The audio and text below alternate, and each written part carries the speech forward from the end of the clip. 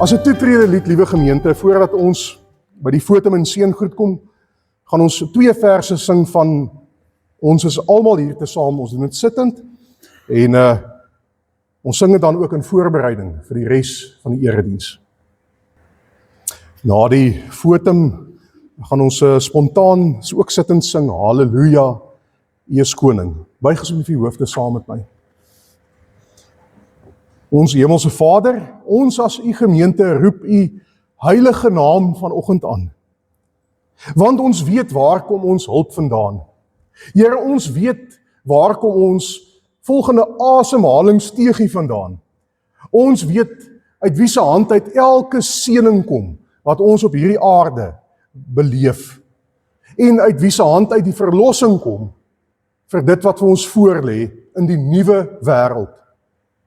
As die een wie se hand eens deurboor was aan die kruis, sal terugkom om ons te kom haal. Here, laat ons nooit vergeet wat U vir ons gedoen het, toe U die lydingsweg gestap het nie.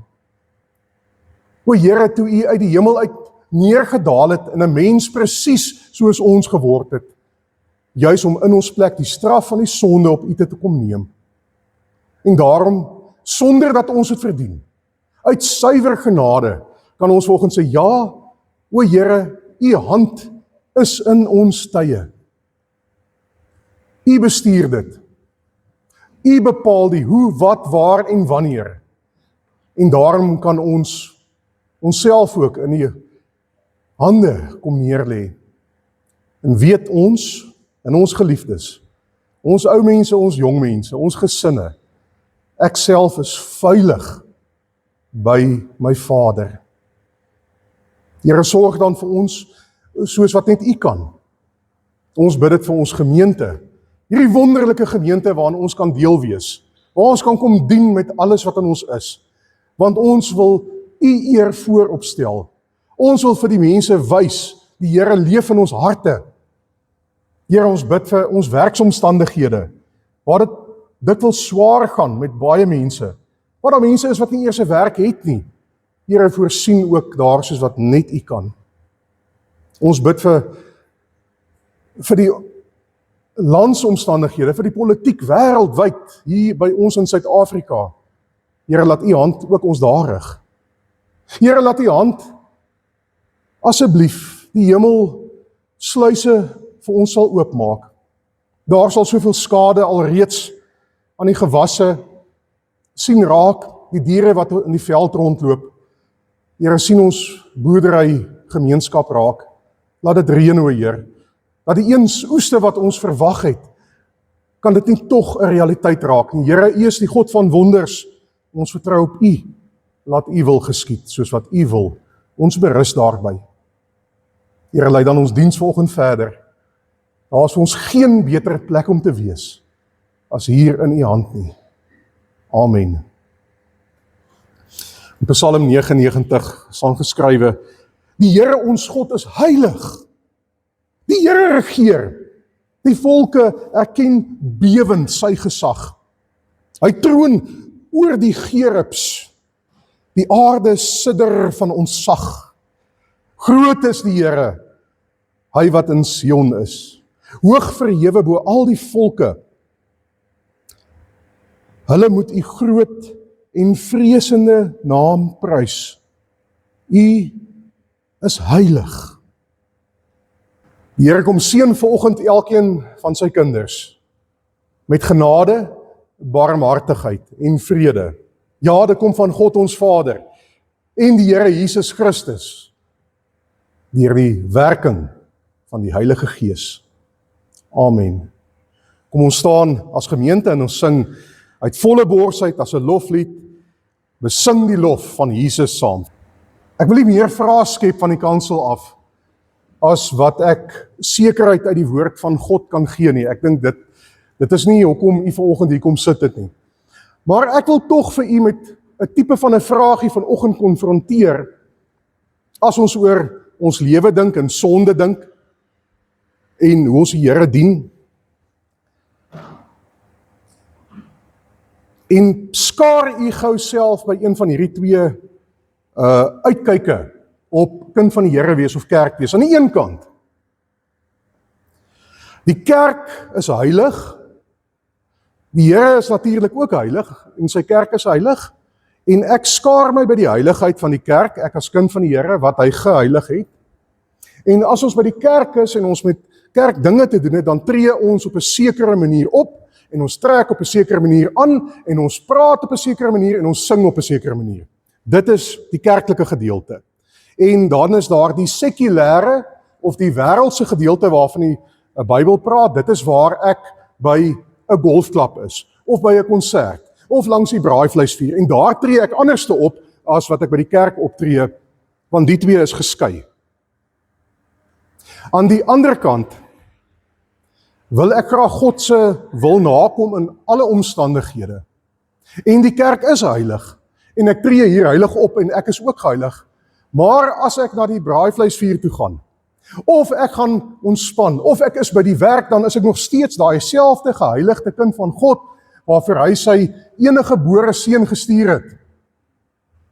En daarom, soos wat ek by die kerk optree, tree ek langs die braaivleisvuur op, tree ek by my gesinslede op, en dit sou skyn heilig wees om enigiets anders te wees, of te doen, of te praat, as dit. Sien nie hierso waarmee het ons te doen. En in die week het ek meermaal met 'n Facebook insetseltjie weekie te doen gekry, en ek wil nie oordeel nie, ek dink dit was opreg bedoel gewees, van 'n persoon wat eens deel was van die NG Kerk. En toe sommer vertel het, hoe sleg is die NG Kerk, hulle kon dit nie meer uithou in die vreeslike gemeente en in die vreeslike kerk nie, en daarom is hulle na 'n verligte gemeente toe, wat nie dink en vars dink, en al die ou, afgesaagde maniere van die NG Kerk tog agtergelaat het. Maar so het iemand hulle tog genooi na 'n konsert toe, 'n Karen Zoid konsert, in die kerk se saal. Dis een van die Kaapse kerke, ek sal nie die naam noem nie. En daar het die persoon wat opgetree het, glo vloekwoorde gebruik. En daar is wyn gedrink in die saal, kan nie glo. En sy was vreeslik ontstig gewees oor dit. En nou wonder ek, kan ons dans in die kerksaal? Kan ons hier 'n wyntjie geniet of nie?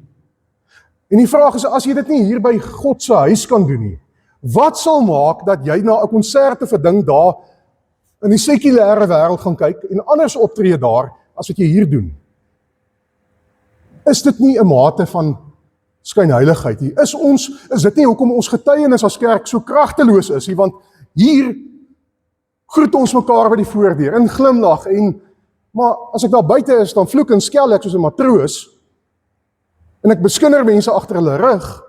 Ek weet wat die Here se wil vir my is, maar ek volhard nog steeds in 'n sekere sonde waarin ek vir jare vasgevang is, wetende dat dit sy wil is om vir my om anders te dink en te praat. Geliefdes, Levitikus sê meermale, sê God by woorde van die profeet, hy sê, wees heilig, want ek is heilig. Kolossense 3 vers 17, en wat julle ook al sê of doen, sê en doen dit, alles in die naam van die Here Jesus, en dank God die Vader deur hom. Matteus 6, deur die Here Jesus ons bid, laat die koninkryk kom, en laat u wil geskied, op die aarde, soos in die hemel. En geliefdes, hoe sal God se wil geskied? Hy gaan die engele uit die hemel uitstuur om die werk wat hy vir ons gegee het, die opdrag wat hy vir ons gegee het, namens ons te doen nie. Hy het gesê met die hemelvaart, ek kom gou weer, maar gaan uit. Gaan leer die mense. Vertel hulle alles wat ek vir julle vertel het, gaan wys vir hulle, gaan doen vir hulle. En bring 'n stukkie hemel, aarde toe. Nou as ons die wet van die Here hoor, dan besef ons onmiddellik, maar ek is nog nie daar nie. Ek het ook 2 stelle reëls in my lewe. Ek tree nie orals 100% soos 'n kind van God op nie. My getuienis is nie altyd so kragtig nie. Maar geliefdes, die Here Jesus het sy disippels en vir ons nie alleen gelaat nie. Na sy kruisiging, sy lyding, sy sterwe, het hy opgestaan uit die dood uit. soos ons bely, opgevaar na die hemel. Hy regeer, maar hy het vir ons die voorspraak as die Heilige Gees om ons te lei en te help. En as jy dit glo, dan mag jy ook vanoggend kom sê, jammer Here, maar help my ook deur die Heilige Gees om my lewe so aan te pas, al meer en meer, sodat dit 'n bietjie kan lyk, bietjie meer elke dag, soos die lewe van Jesus, die voorbeeld van Jesus, 'n heilige lewe wat aan God die eer gee. As deel van ons skuldbelydenis, as ook ons vryspraak, gaan ons net so sit en dan sing ons Heiland, as in ootmoed stil. Vers 1 en 2, en ons gaan nadink aan Jesus offer vir ons aan die kruis, maar ook die vrysprake wat hy vir ons gee. Matteus 17. Die woorde sal op die bord verskyn, so jy is baie welkom om dit daar oop te maak. My Bybel is reeds hier oop. En ons tema is van bergtop, bergpiek tot kruispad. En ons gaan 'n bietjie kyk na Jesus se ontmoeting met van sy disippels daar op 'n berg. En so net voor sy lydensweg ook amptelik begin het.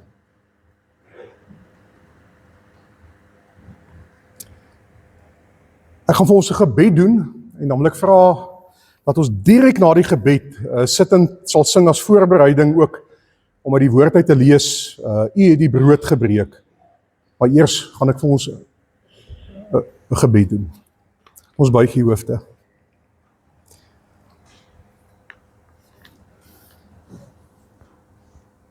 O heilige hemelse koning, hoe meer ons rondom ons kyk, hoe meer en meer besef ons die absolute gebrokenheid van die wêreld, van die skepping wat U so mooi gemaak het, hoe deur die mense toe doen, daar soveel lyding is en hartseer, hongersnood, oorloë, siekte, droewigheid, hopeloosheid, dat ons amper voel, maar wat is die doel van dit alles? Wat is die nut?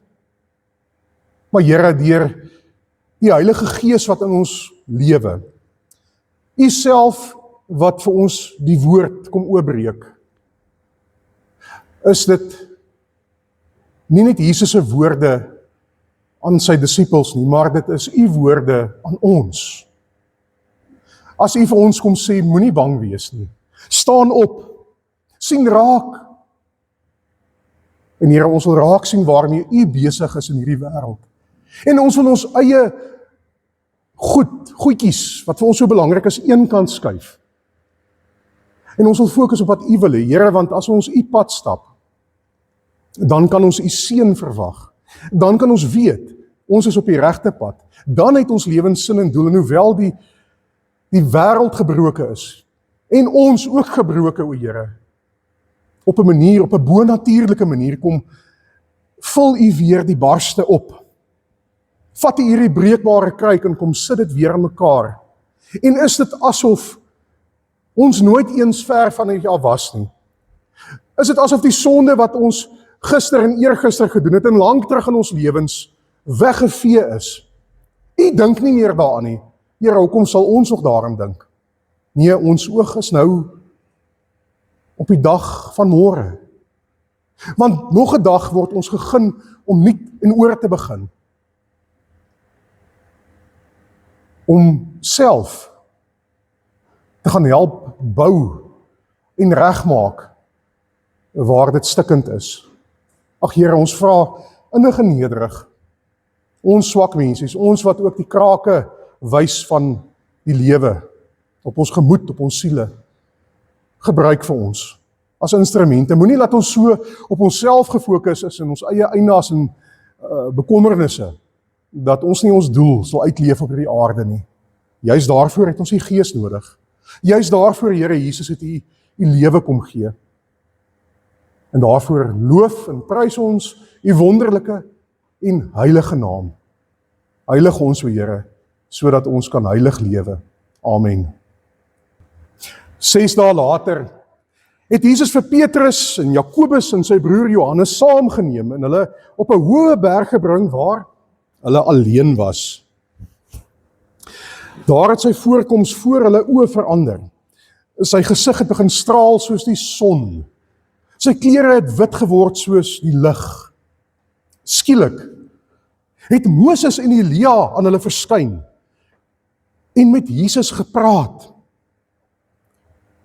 Toe sê Petrus vir Jesus, Here, dit is goed dat ons hier is.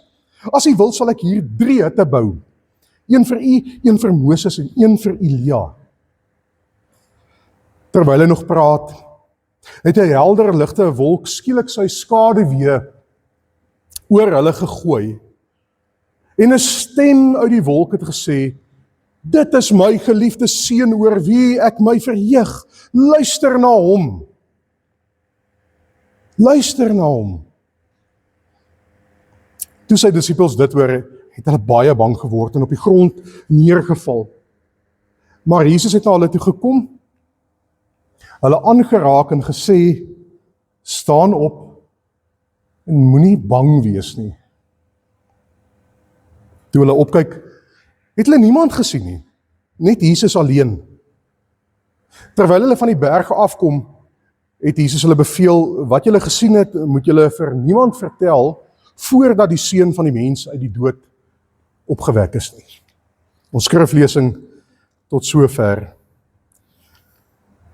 Op die bord agter my is 'n fotootjie. Ek hoop jy kan dit mooi sien. Hierdie foto is sommer met 'n selfoon geneem laas naweek tydens ons belydenissklaskamp. Ons het met die klein groepie tieners, graad 11 daar langs die 'n dammetjie gaan sit en probeer visvang. Niks reg gekry nie. En sommer 'n worsie gebraai. En soos ons wat daar sit, begin die hele klimaat verander. Die sonnetjie het geskyn en dit was nogal warm geweest as ek reg onthou. En skielik kom daar so 'n koel windjie op. Maar dit was terselfdertyd nogal ontstellend geweest, maar tog verbasend en soos wat ons daar sit, besef ons maar hierso is 'n iets besig om in die natuur te gebeur wat ou nie aldag sien nie. Die vreeslikste, mooiste natuurtoneel met hierdie donker wolke wat so aankom. En toe net voor sonsondergang, die son wat so weer kaats teen dit, laat dit lyk soos 'n vulkaniese uitbarsting of iets. En ons het 'n klomp foto's geneem, ons kon nie anders nie. Geliefdes, ek is doodseker dat almal van ons al so 'n belewenis gehad het. Ek dink dit gebeur meermale in die natuur. Dalk was dit sommer in jou kamer gewees terwyl jy stilte tyd gehou het. Dalk het die Here net op 'n dag met jou gepraat uit die bloute uit of jou iets gewys of iets van hom laat beleef. Die disippels beleef daar so op daai berg die dag iets asemrowend, onbeskryflik. Kan u uself voorstel?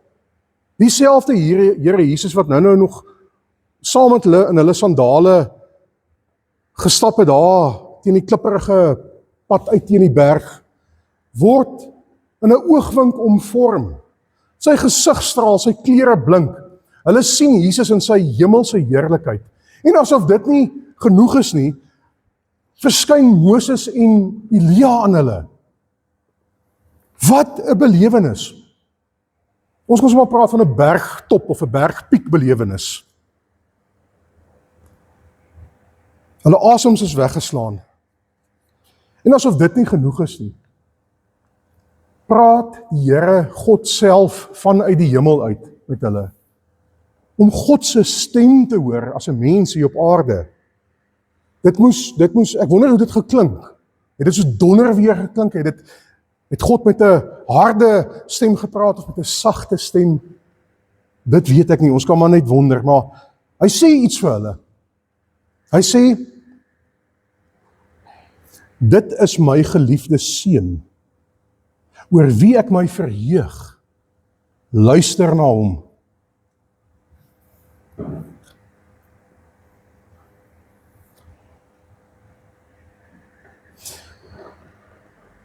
Petrus is so oorweldig. Ek weet nie wat ons of u reaksie sou gewees het daar op die bergtop nie, maar hy wil hierdie gebeurtenis in 'n botteltjie vasvang. Hy wil iets daarvan laat behoue bly, want dit is net 'n ongelooflike, geestelike ervaring. Hy sê hy gaan sommer vir Jesus en vir daai ander twee gaan hy hutte bou daar op die berg. Laat ons hierdie oomblik vasvang. En voel ons nie almal so nie. Geliefdes, ons sit in die kantoor by die werk, en ons hoor die karre daar buite ry. Ons sit die radio aan, of die TV aan, en daar's berigte van verskriklike goed wat aan die gang is in die wêreld. En ek kom by die huis, en ek weet, dis nou uiteindelik tyd om aandag te gee en moeite te doen met my man of my vrou of my kinders. Maar ek is net so uitgeput. En ek is negatief. En dan kom die Here partykeer op die mees verbasende manier, uit die bloute uit, en hy kom wys vir ons, hier is ek, hier is my heerlikheid. En ons het 'n innerlike, emosionele belewenis, wil ek amper sê, wat ek weet die Here, ek voel nou so naby die Here, hier wil ek bly, net soos Petrus. Ek wil nie hier weggaan nie. Ek wil net hier in die Here se arms bly, en ek wil hierdie gevoel hê, vir altyd. En dis nie verkeerd nie, dis menslik. Maar dit word nie vir die 3 disippels gegee nie, ook nie vir Petrus nie. Nadat hulle op die grond neerval, maak hulle oë weer oop en kyk op na die hemel, en dis asof dit nooit daar was nie. Jesus lyk weer soos hy ou self, soos hulle hom geken het. En skielik is dit moes 'n paar oomblikke gewees het, is dit verby. Nou geliefdes, omdat ons mens is dit die waarheid van gelowiges ook, dat baie gelowiges, kinders van die Here, jaag die een geestelike bergtop ervaring, die volgende hoogtepunt of die high na. Maar dis al waarvoor hulle lewe. As hulle in die kerk kom sit en hulle het nie hierdie verskriklike wow belewenis nie, dan voel hulle maar die Here het nou nie regtig met my gepraat nie. En ek moet dit gaan opsoek ergens. Of ek dit lanklaas in my lewe beleef het, dan moet ek dit gaan soek, waar ook al. Die Here doen dit, hy gee dit vir ons maar op sy tyd, en op sy manier. En die waarheid is heel dikwels, dit duur maar net 'n paar kort oomblikke. Maar ek is seker daai dag, was daai disippels versterk in hulle geloof. Hulle het iets saam met hulle daar van die berg afgeneem, wat baie kosbaar was. Maar hulle kon nie daar op die berg bly nie. Geliefdes, ons kan nie daar bo op die geestelike pieke van geloofservaring bly nie. Want die Here roep ons nie om daar te bly nie. Ja, Jesus kom eendag terug en dan gaan ons in die nuwe koninkryk wees en ons gaan vreugde en oorvloed geniet soos ons dit nooit op aarde kon gehad het nie. Ons gaan in God se direkte teenwoordigheid wees, saam met mekaar. Maar dit kom nog. Daardie disippels moes daardie dag van die berg afgekom het. Op 'n kronkelpad terug na die gewone, sekulêre lewe as jy wil. Nie om geestelike hoogtepunte te gaan soek nie, maar om te gaan dien. Om dit wat Jesus vir hulle geleer het, en gewys het, en gepraat het, en gegee het, vir ander te gaan wees. Jesus het hom uiteindelik homself gegee aan die kruis, 'n offer vir hulle, vir ons. En hy sê, gaan doen julle dieselfde. God sê uit die hemel uit, luister na hom. Moenie dat die woorde wat u hierso van Jesus hoor en lees, op 'n harde hart val nie. Laat dit vrugbare grond wees. Die Heilige Gees sal u help daarmee, want dan moet u jouself bereidwillig stel. Bereidwillig stel om jou gerief, jou gemak, prys te gee.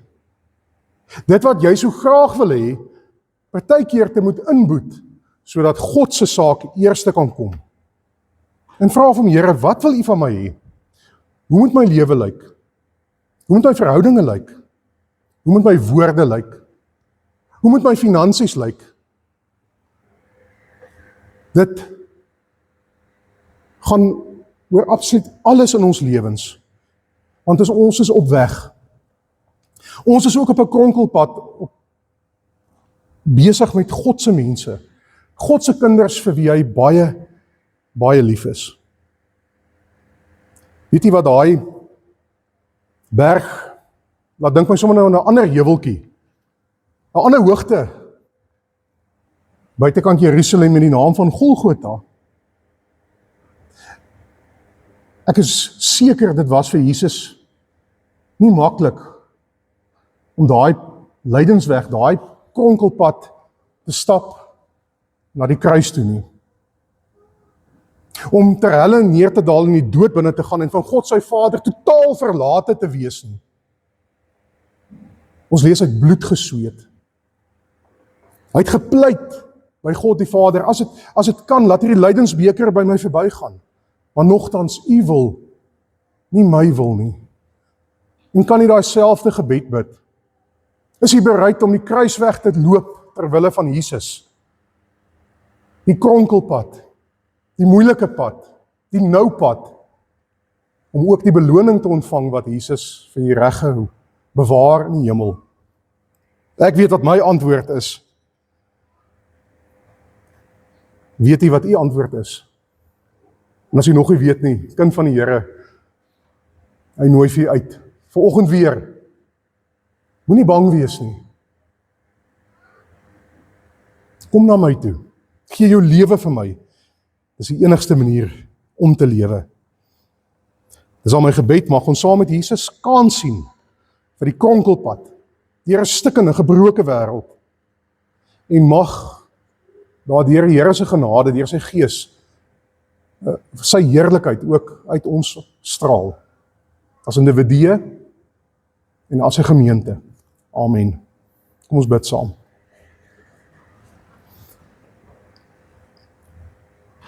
Onse Vader, ons kom verklaar onsself bereidwillig. Dankie dat U ons vergewe, keer op keer op keer.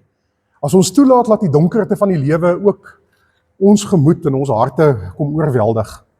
Vir ons lam lê, sodat ons nie doen wat U van ons vra nie. Here, vergewe ons waar ons so die bonatuurlike en daardie momente najaag, daardie oomblikke waar ons dink ons moet eers U aanvoel of eers 'n sekere belewenis hê voor ons U kan volg. Here, U roep ons vandag, nou, elke oggend as ons oë oopmaak, nooi vir ons uit. Kom sê vir ons, kom lewe vir my. Gee jouself aan my. En Here, omdat Jesus die volmaakte, wonderlikste, grootste offer in ons plek was, kom gee ons onsself ook as 'n lewende en heilige offer vir U. Gebruik vir ons tot die eer. Ons bid dit in Jesus se naam. Amen. Die Here seën vir U elkeen, gaan stap die kronkelpad saam met die Here. Onthou, die disippels het nie alleen afgegaan van daai berg af nie. Jesus was saam met hulle en Jesus is saam met U. Hy sal vir U help. Kom ons sluit af met 'n 6:8, Heilige Jesus, Heer van die Here, U is verhoog op die hemeltroon. Die vryspraak van ons Here Jesus Christus, die liefde van God ons Vader en die teenwoordigheid van die Heilige Gees gaan met elkeen van U, nou en tot in alle ewigheid. Amen.